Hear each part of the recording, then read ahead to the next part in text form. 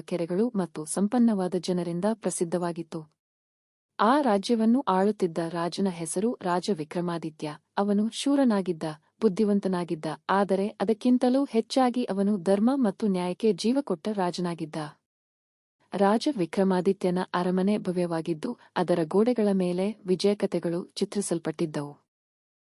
ಆದರೆ ರಾಜನಿಗೆ ತನ್ನ ವೈಭವಕ್ಕಿಂತಲೂ ತನ್ನ ಪ್ರಜೆಗಳ ಸುಖವೇ ಮುಖ್ಯವಾಗಿತ್ತು.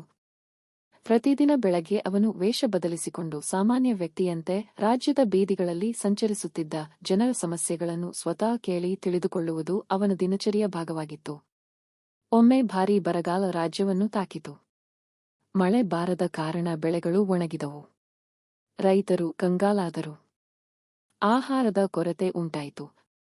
ಈ ಸಂದರ್ಭದಲ್ಲಿ ಅನೇಕ ರಾಜರು ತೆರಿಗೆ ಹೆಚ್ಚಿಸಿ ತಮ್ಮ ಖಜಾನೆಯನ್ನು ರಕ್ಷಿಸಿಕೊಳ್ಳುತ್ತಿದ್ದರು.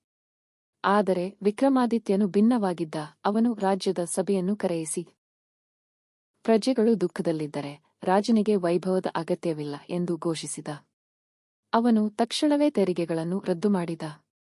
ಅರಮನೆಯಲ್ಲಿದ್ದ ಬಂಗಾರ, ಬೆಳ್ಳಿ ಮಾರಾಟ ಮಾಡಿ ಧಾನ್ಯಗಳನ್ನು ಖರೀದಿಸಿ ಉಚಿತವಾಗಿ ಹಂಚಲು ಆದೇಶಿಸಿದ.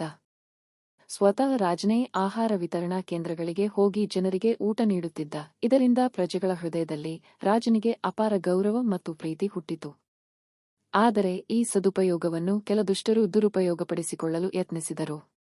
ಪಕ್ಕದ ರಾಜ್ಯದ ರಾಜ ದುರ್ಜನಸಿಂಹನು ವಿಕ್ರಮಾದಿತ್ಯನ ರಾಜ್ಯ ದುರ್ಬಲವಾಗಿದೆ ಎಂದು ಭಾವಿಸಿ ಆಕ್ರಮಣ ಮಾಡುವ ಯೋಚನೆ ಮಾಡಿದ. ಅವನು ತನ್ನ ಸೇನೆಯನ್ನು ಸಿದ್ಧಪಡಿಸಿ ರಹಸ್ಯವಾಗಿ ಸುವರ್ಣನಗರದ ಗಡಿಗೆ ಬಂದ.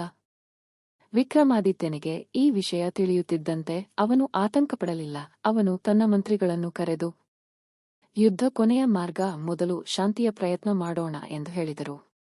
ಅವನು ದುರ್ಜನಸಿಂಹನಿಗೆ ಸಂದೇಶ ಕಳುಹಿಸಿ ಸಂಧಾನಕ್ಕೆ ಆಹ್ವಾನಿಸಿದ.